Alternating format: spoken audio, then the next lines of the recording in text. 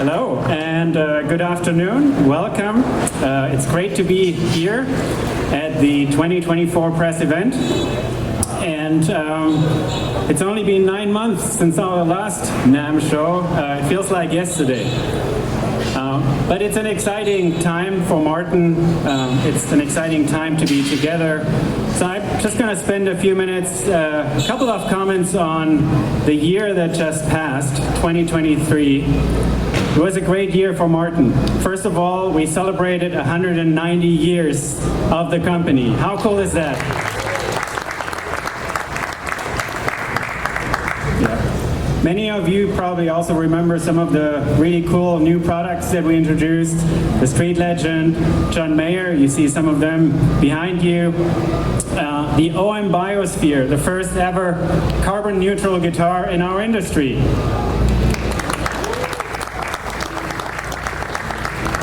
And as you know, and as you probably also get a glimpse here, sustainability is really important for us. And sustainability goes way beyond guitars.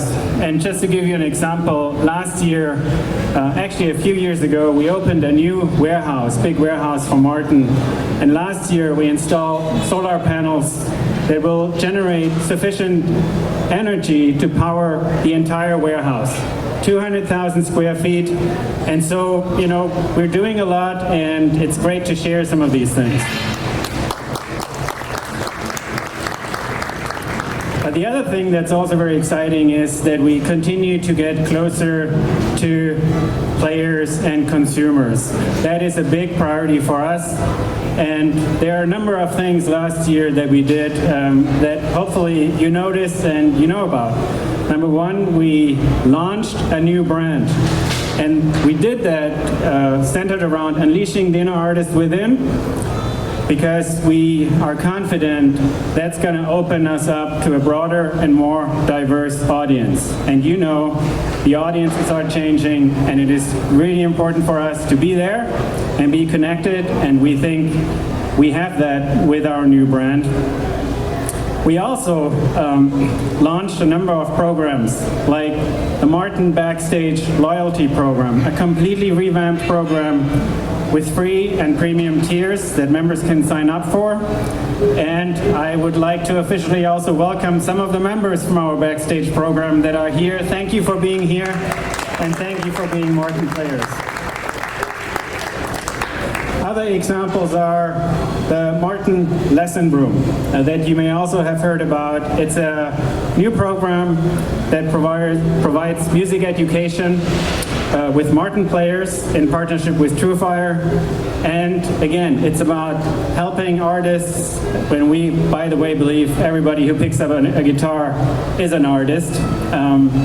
And so, a number of things in store that we've done last year, and overall, the year exceeded our expectations, and we also exceeded our goals. And so, we are very excited. Now, let's give a glimpse into 2024. You know, we have a lot of uncertainty in the world, and we have a lot of uncertainty in our industry. You know what's going on at all levels, and we anticipate that uncertainty will continue. But we do feel with some of the things we've done and our plans going forward, we are well prepared. And one of the reasons why we're super excited about what's coming is, of course, our new products. So why don't we get the ball rolling? And let's get Mr. Martin on stage to start. Thank you very much, and thanks for being here.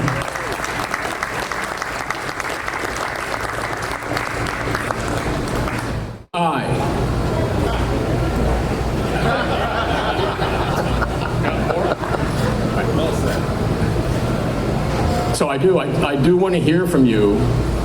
Come back on Saturday and let me know how many times people said AI to you. And I think we can make a drinking game, or we're in California, you either have to take a shot or a bong hit every time someone at the show says AI. We do not have any self-playing guitars, but we do have an artist to play the guitars. I came to the first NAMM show in California.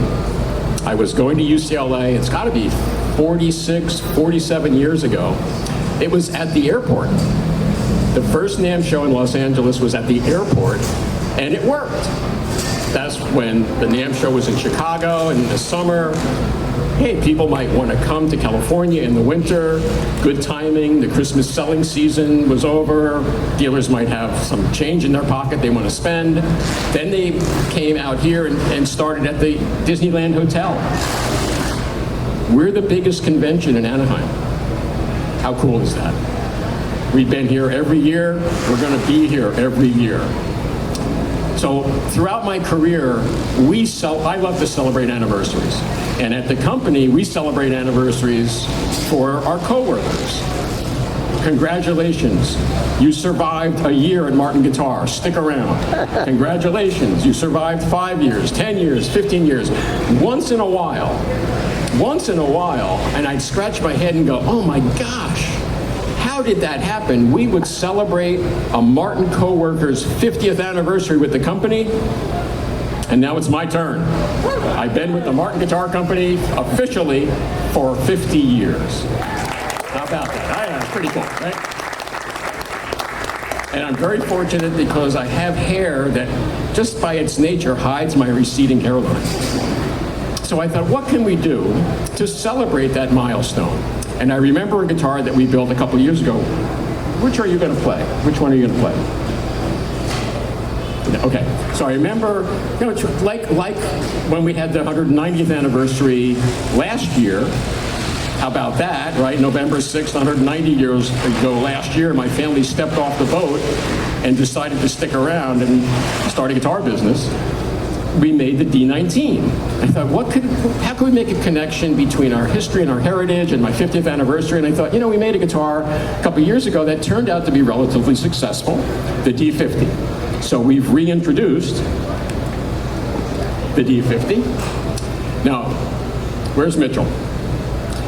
All right, Mitchell, I know you're not going to want me to say this, but it would be wonderful. We're going to make 50 of these.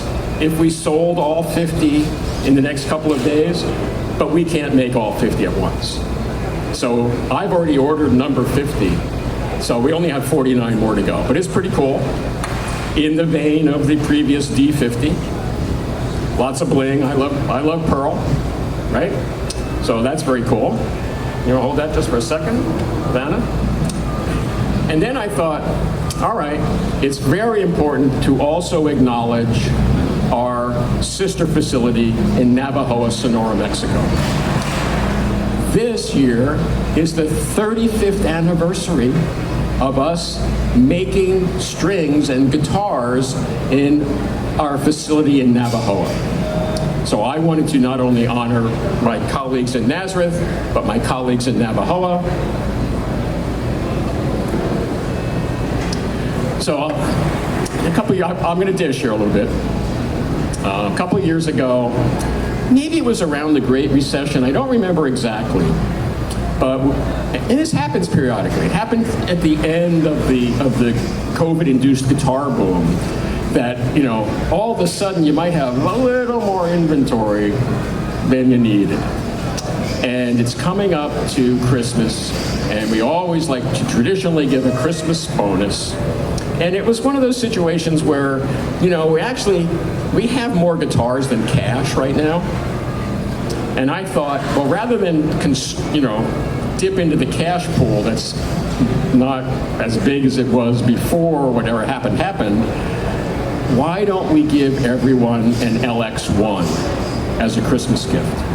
All the coworkers in Nazareth get an LX1 because we had some LX1s in inventory. And I thought, all right, what can I do to make it special? I'm going to sign them. And the way I sign a guitar that's already made is loosen up the strings, I move them out of the way, I reach inside and delicately sign C.F. Martin IV. So I make this announcement and not thinking, what does that entail? So I come to work, and out in front of my office are 50 LX1s on the floor. I say, Mary, what's that? She said, you didn't forget, you're signing those. So I signed 500 LX1s. But what I noticed was periodically, I'd pick one up and I'd go, my goodness, that wood is very figured. And so where's Jen? Is Jen here? So anyway, Jen helps manage our Navajo facility. And I said, Jen, what's the story? She said, it's just wood. We use it. I said, Jen, those tops are really special. So thinking about how can we make a Navajo 50th, 35th anniversary model, talking to Jen, talking to Ramin, who helps build the prototypes, I said, can we put aside some of that really special wood as it flows through the factory? And the funny thing about bear claw is when you talk to an aficionado who expects every Martin guitar to be perfect with the perfect wood, one bear claw is a problem. Oh, that's a problem. One bear claw is not, it's not. But 50 bear claws, it's a premium. Kind of funny. So this bear claw top, made in Navajo. My favorite figured sapele pomele. Sapele is an alternative to mahogany. And often it's used with a matte finish. Because it's not mahogany, we can't charge as much money, so we'll put a matte finish on it. And a matte finish, you just lose all that stuff. But when you put a gloss finish on sapele pomele, it becomes three-dimensional. The other thing, and I saw this also in Nazareth, I'd be down on the machine room floor, giving a tour, and we're carving necks, and I'm like, hey, that neck has figure in it. Yeah, it's production. I'm like, no. You put those necks away. Put those aside, save them for something special. So this is, to me, all right, I'm a car person. And I remember talking to Ramin, he goes, Chris, your idea is going to make this the most expensive guitar we've ever made in Mexico. He said, your idea may make this the most expensive acoustic guitar ever made by anyone who makes guitars in Mexico. And I said, Ramin, are you a car guy? He goes, yeah, I got a Triumph, right? Ramin has a Triumph. You have a Triumph. I said, Ramin, BMW. Yes, I have an M3. I love it. Ramin, did you know that they're making a new M2? It's kind of funny about BMW, where the M2 is the size of the M3, and the M3 is the size, that's a whole different story. If you want to talk cars later, I'd love to. The M2, the brand new M2, in fact, I called BMW and said, would you accommodate me with a factory delivery of a new M2? They're making the new M2 in Mexico, right? So I went on the configurator, which I often do, as you can with Martin guitars, and I configured my dream M2, $75,000. I said, Ramin, I know this guitar is going to be expensive. We're not alone. BMW is making their new M2 in Mexico. I'm so proud of my colleagues, and I'm as proud of them as I am our colleagues in Nazareth. They both do great work. So it's the most expensive Martin guitar we've ever made in Navajo, and I'm not being facetious, it's a bargain. You want to play this one, Craig? Yeah. Is he just doing one? He's just doing it. Okay. Do this. Oh, you're up. Leave it. Good job. Break a leg.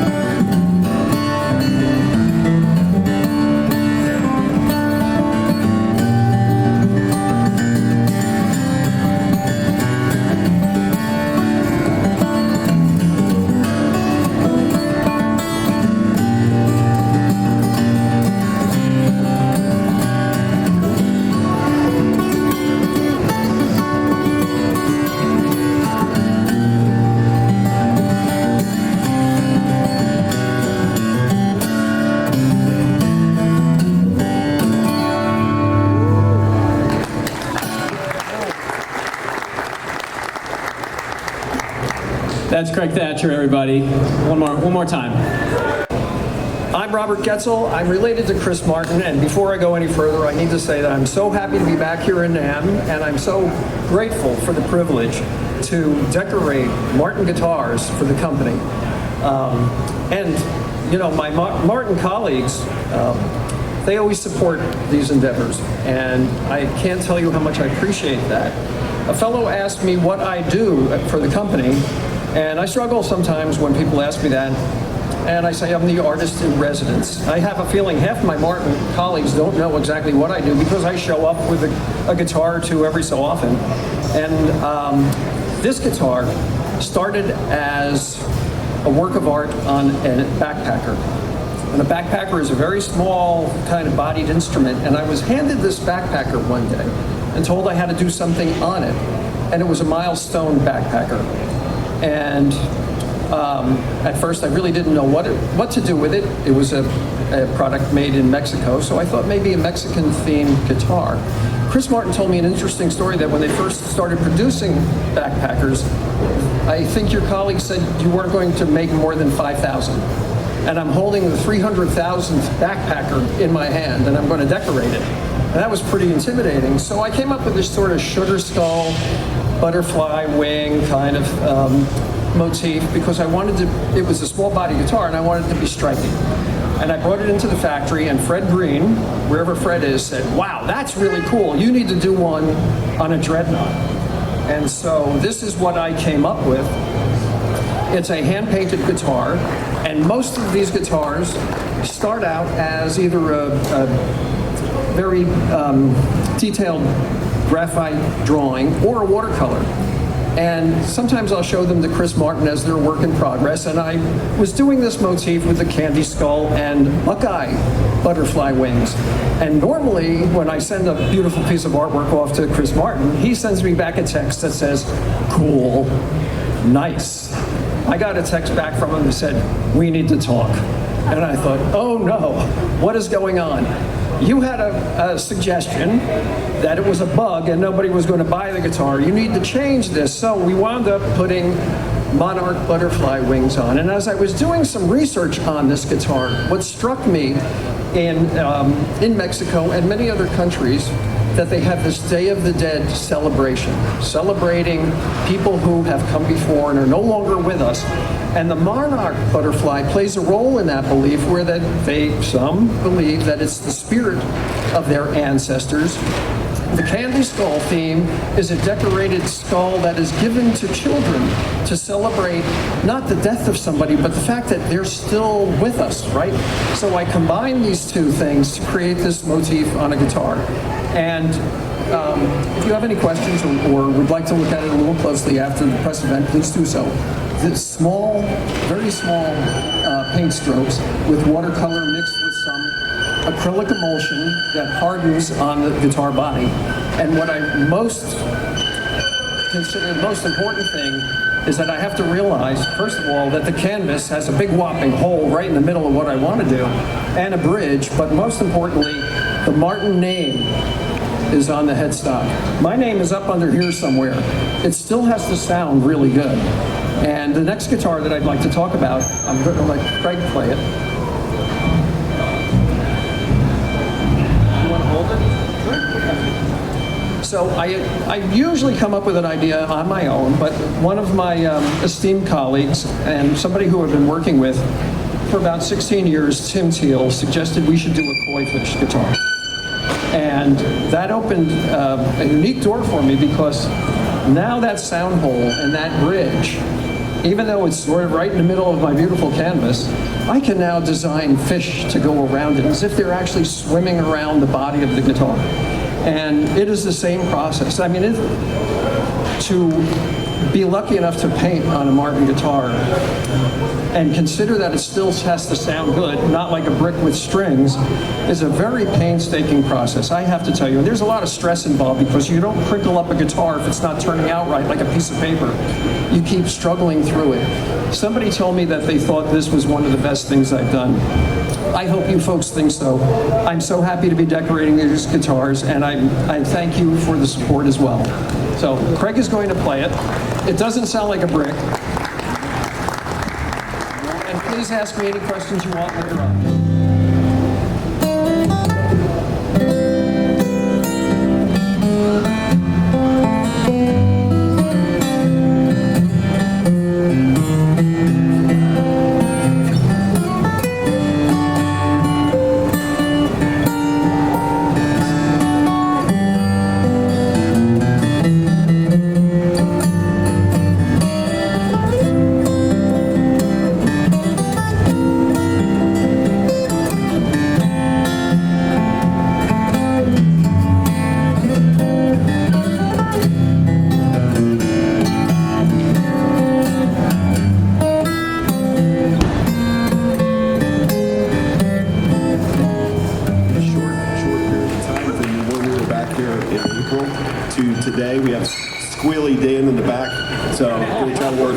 But first up is the OM 20th Century Limited model.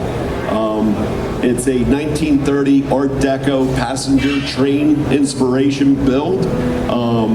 Beautiful inlays, gold mother of pearl, liquid metal bridge pins, Guatemalan rosewood back and sides. It's just a beautiful piece. And the price tag on this is $27,000. It's limited to 20 units, so once these are gone, they're gone. It is accompanied by a watch from renowned Pennsylvania watchmaker RGM.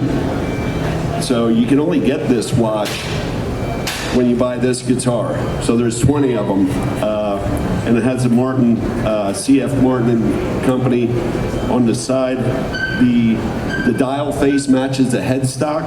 The headstock is very cool. It's made out of holly, which is sand shaded, which is a technique where we actually heat up some sand and we sand shade that inlay material, and it gives it really some nice depth to the overall look of this build. Again, it's Guatemalan rosewood back and sides. There's the model train as well. I don't know if this comes with the guitar, but you can probably go out and purchase one of these as well. Super cool. The pickguard's inlaid into the top. It has a pyramid bridge. Very nice, intricate design flow throughout the build. You want to give it a play?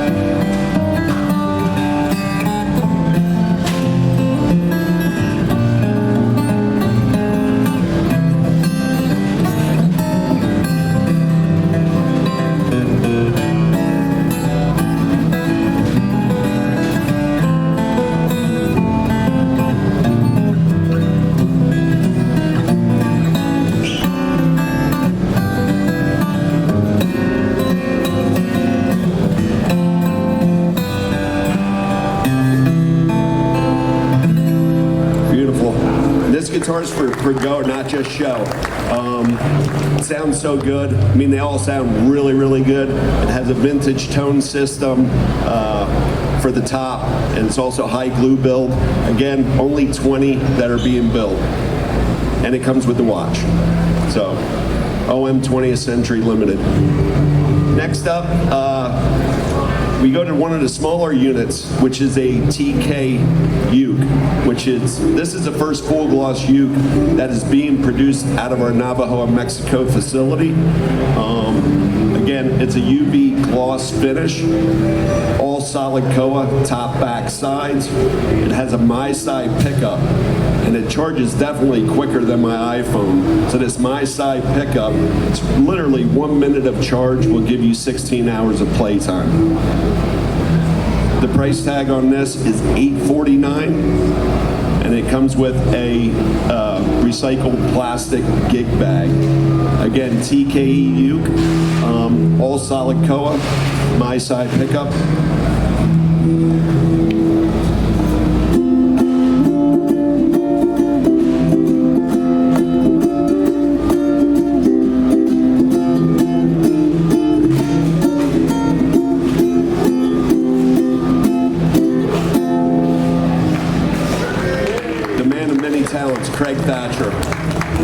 from 6 strings to 4 strings to, I don't know, 12 somewhere. Yeah, sometimes. Next up, we're going to introduce the SC18 and the SC28. So we came out with the SC platform out of Mexico. It's close to 5 years ago. First question we got when we came out with that is, when are you guys going to come out with a build out of Nazareth, PA, using the SC platform and keep it onto your price list item? We've done a custom shop SC, great acceptance. We have no doubt that this is also going to lend itself to being just a versatile tool. So what we did is we based it off of flagship appointments from the SC18 and the 28. So it's all mahogany back sides. Got some feedback going on.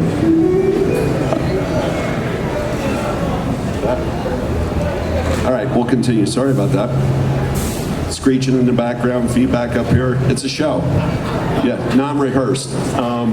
So the SC18 and the 28, again, based off of a D18 and a D28.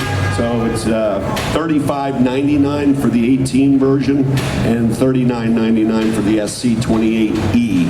So there are options for pickups with both of these builds, but the default would be a Fishman or a VT blend. Or you could also get it equipped with an LR Bags Anthem. So there's going to be options for the same price tag.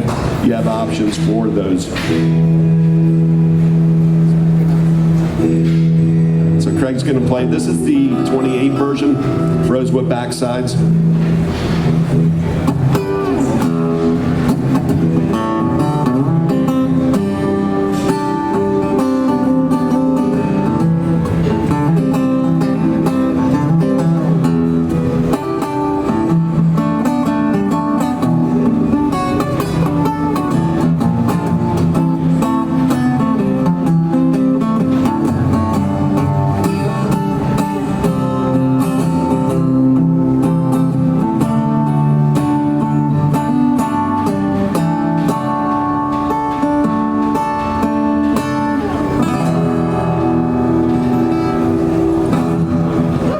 These guitars are strung with our Kovar light gauge strings. If you haven't checked those out, we came out with that product back in April.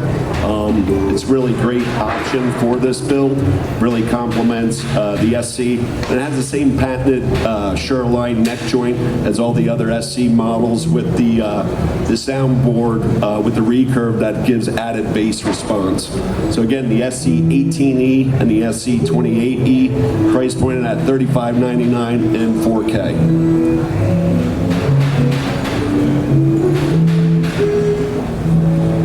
All right, next up, Chris talked about 35 years of manufacturing excellence out of Navajo, Mexico. And we're pleased to announce and drop at this show the X Series Remastered.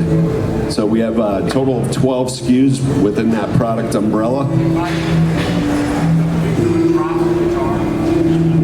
Well, that's a good thing. He said, please don't drop it, because this X Series Remastered really is the intersection of durability and sophistication. So if you take a look at these beautiful patterns, this is Coca-Cola. Craig is playing Brazilian Rosewood, and we have Ziricoti model. So what this is this is HPL back and sides, and what we did is we took wood from our vault, and we've gone through hundreds of sets of wood to choose the right sets. And what we did is a high resolution scan and put it onto the HPL product. So what you get is the aesthetic of actual Brazilian Rosewood, Coca-Cola, Ziricoti. We didn't go to the vendor and say, give us number 1, 2, 3. Just cut out. There we go. All right, we're back at it. So yeah, it's super cool. So aesthetics, again, the HPL, hands down, huge upgrade. We have satin tuners throughout. We have a Martin E1 electronic that now has a very accurate chromatic tuner. We put an SC style modern bridge on it. Playability-wise, we took it even a step further. Similar to our authentic builds, we went with a thinner fingerboard. So from a playability standpoint, you're going to really be able to tell the difference with these builds. Refined rosette. It used to be white, more of a faux pearl wider. This is very refined and finessed, and we think they turned out great.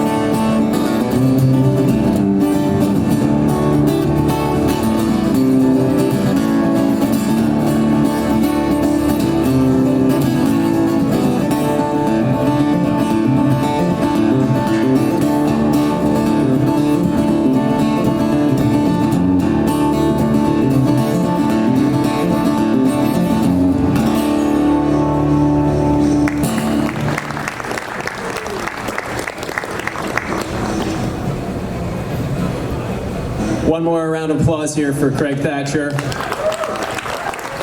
Great job, Craig. And also a round of applause for the product team. They've done an incredible job, as usual, this year. Great job, guys. So we have one more new guitar to talk about. But before we get to that, I've got one old guitar to talk about. It's actually a very, very, very old guitar.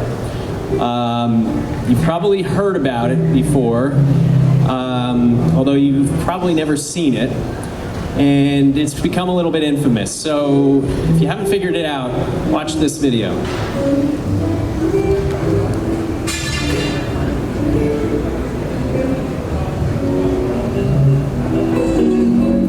Hey guys, I'm Floyd Herrera and I work at Martin Guitar and Artist Relations.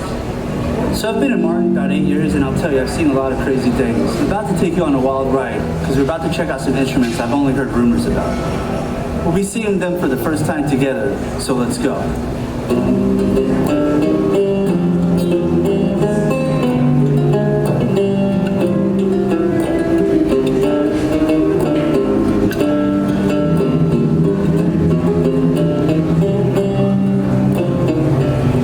Wow, look at this. This is, this is actually in 2015. All right, so yes, we have the infamous Hateful Eight guitar making its first ever appearance in public here today. So Jason, you want to do the honors? Yeah.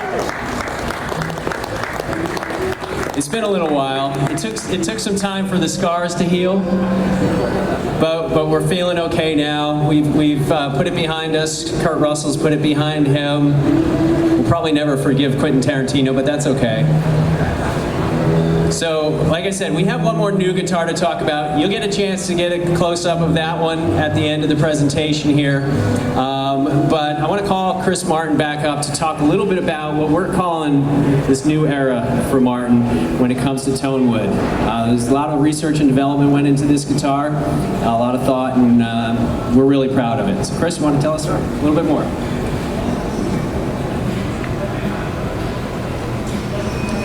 So there's a reason that they call them rare exotic hardwoods. And I love them. My family's loved them for 190 years, but they're getting rarer and more exotic. But that's what we're known for, right? The Martin sound. Thomas, where's Thomas? What was your first Martin guitar? MC68. So I was I'd love to go back into the history, read the books. The Hutton book is great. And so think of the late 70s, early 80s. That was a tough time for acoustic guitar builders. And we're trying, throwing some stuff against the wall.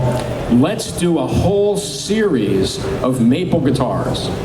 And we didn't put a lot of thought into it. It's like, okay, let's take what we're making and use maple. It didn't, other than Thomas bought one, but it never really got much traction. So I'm thinking, well, but maple as an acoustic wood has been used for hundreds and hundreds of years on violins. And then you think about the archtop guitar, F-holes. So it's kind of like a kissing cousin of a violin with 6 steel strings. And electric guitars, of course, maple. But Martin, no. And I'll be honest with you, to just take a D28 and put maple back and sides on it doesn't sound like the D28 sound you're looking for. So that was the challenge. How do we more forcefully embrace domestic hardwoods? Because domestic hardwoods regenerate much quicker than tropical hardwoods. And the carbon footprint of buying a piece of maple from America is smaller than the carbon footprint of buying an exotic tropical hardwood. And so I'm not exactly sure how we did it, Fred, but we didn't just throw up maple back and sides on a Martin guitar and call it a day. So what did we do, Fred? Oh yeah, it was AI, you said. Hello, friends. Good to see everybody again. So as Chris mentioned, Inception. Maybe some of you have heard of it. It's been out there a little bit now. We did want to do something different. That was important to us. We've made maple guitars. We've got a couple maple guitars in the back of the custom shop right now. And they're great guitars. We love them. We think they're fantastic. But generally, when people are doing maple guitars, they're generally going to do jumbo bodies, things of that nature, because there are certain limitations with maple in the way it sounds and kind of the way it works. It's not a bad, it's just a different sound. And we knew we wanted to make a small body guitar. We wanted to make a smaller body cutaway instrument. But we made just plain maple versions, and we used our typical Martin recipe. Let's just call it that, the typical Martin recipe. And when we got it done with it, we played it, and we go, it's okay. It wasn't bad, but it just really wasn't what we wanted to do. We knew we wanted to attract people, right, to these domestic hardwoods. We know that is part of the future of where we're going to go. We have to set a course for where the company is going to go over the next 100 years, and this is going to be a part of that. And the guitars had to be better than just okay. That's the key. So we wanted to give people some visual cues. We wanted to play with the recipe a little bit. We wanted to be brave. We were not going to be put into a box and have people tell us, hey, just stick to the D28. All right? We have to be able to go out and do other things. And we want to encourage other brands, some brands who are not here, some brands who are, to become brave and go out there and try some new things. Now, clearly, we did not invent holes, all right? That is not something, that is not a Martin invention. However, the key piece here is we wanted the guitar to have a different voice. We needed to make it move a little bit more. So obviously, we added some weight relief bracing on the inside. You can see it with the octagon shape. We were able to play with those octagon shapes and create little X's in between as a nod to our history and our X bracing. We did tone channels around those braces as a way to let this top move a little bit more, to try to get a little bit more out of the maple than we were getting because it is a small body. We wanted to stick with that domestic hardwood theme. That's very key here. So that's why we went with the walnut for the bridge, walnut on the fingerboard, walnut binding. We wanted to stay away from plastics wherever we possibly could. We wanted to add a little walnut to sweeten up the tone, just a little bit on the back. So we said, let's just put a wedge in like we typically do. And I said, no. Let's play with, this is a new direction, this is a new recipe. Let's play with that wedge. Let's make it a little bit wider here, and at the widest point, it's directly behind the bridge, because we know this is where the majority of the sound is coming from, so we wanted to sweeten that up a little bit, with a little bit of that walnut flavor in there to work with the maple all together. Try to create a system and sort of approach building guitars in a different way. I've used this analogy before. If you have a recipe for apple pie and you want to change and you don't want to make it with apple and you want to make it with something else in the center, you're probably going to have to adjust the recipe. And that's what we did here. We simply adjusted the recipe. Now we're going to move forward with more domestic hardwood guitars in the future. You're going to see more new stuff next year, different woods, different approaches. We're going to keep pushing the envelope in terms of innovation with what we're doing with our instruments. We're going to be fearless. Moving forward, we're building guitars that are fun. We're not making pacemakers. Nobody's going to die, right? Because I didn't make another D28. All right, we've got plenty of D28s for everybody who wants one. They're still out there. So I want to encourage all the other builders, see what other people are doing, stand on the shoulders of the giants, work out there, do something different. And you know, we're doing it for guitar players. We're trying to give you some other tonal palettes to play with. You can still play D28s and 0042s and all the other guitars you love. And now you have something extra to play.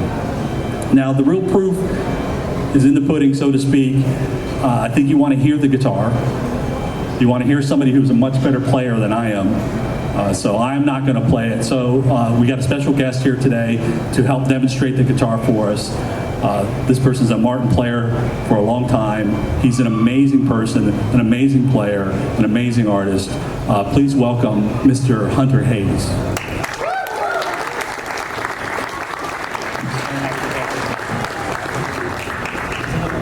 I don't know, is this the one you play?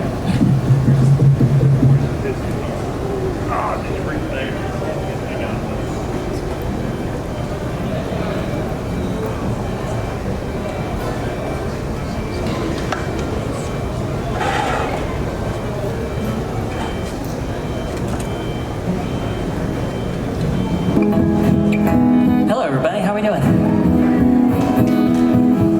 Super lively crowd, I love it.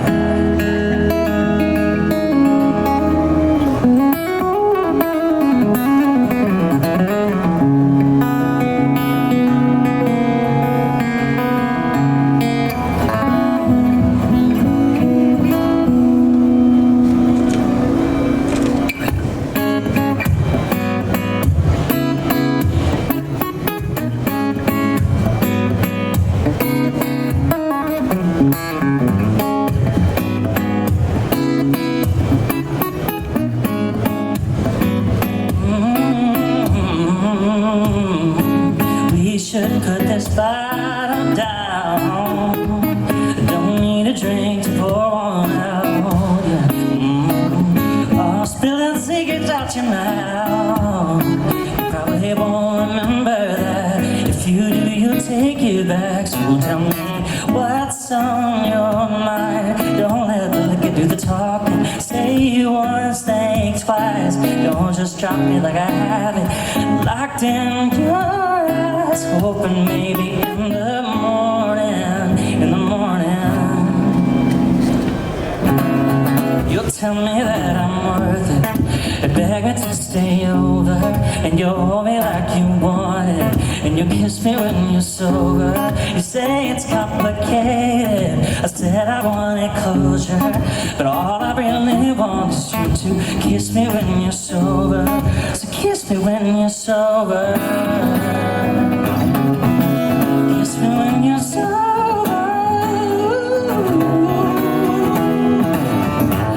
Baby, if I'm being honest, yeah, I live for when you look at me like this. I know every word's an empty promise, but it's more than just pretend. I'd still beg for it again. So tell me what's on your mind. Don't let the liquor do the talking. Say once, think twice. Don't just drop me like I have it locked in your eyes. Hoping maybe in the morning, you tell me that I'm worth it. And you beg me to stay over. You hold me like you want it, sober. You say it's complicated, and I said I wanted closure, but all I really want is you to kiss me when you're sober. So kiss me when you're sober. Baby, kiss me when you're sober.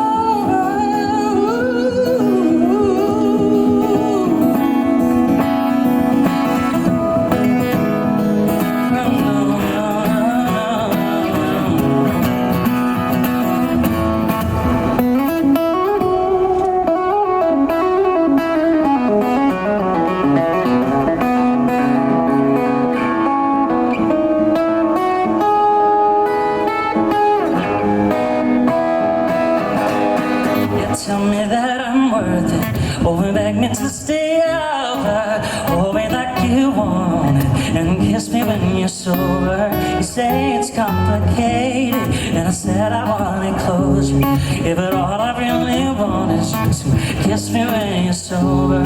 So kiss me when you're sober. Kiss me when you're sober.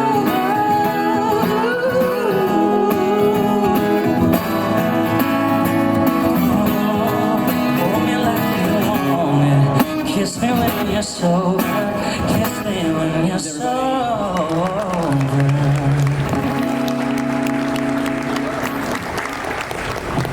All right, that just about does it for the show today. But I'd be remiss if I didn't thank a few people. So first, let me thank Jason Honor, who basically organized everything here, got it all together for you. Kate and Lynn from Richland. Otherwise, you wouldn't be here if it wasn't for them. Thomas mentioned before, oh, and we got to thank Shannon, who is going to be the point person for the booth, keeping out the riffraff for the rest of the show. So, Thomas mentioned before that when we launched our rebrand last year, one of the main goals was to get closer to the consumer, but to reach a broader audience. And I think you can see from the offering this year, whether it's an affordable, great-looking, great-sounding guitar like the X Series, something that's super playable like the SC, something that's very sustainable and great looking as well with the Inception. We're covering all those bases. We're reaching that broader market, and we're going to continue to do that year after year. So that does it for our show today. I really want to thank everybody for coming. Appreciate you taking the time out of your busy schedule. We are here to answer any questions you have, so find somebody from Martin, ask away, and I hope you have a great show. Thanks, everybody.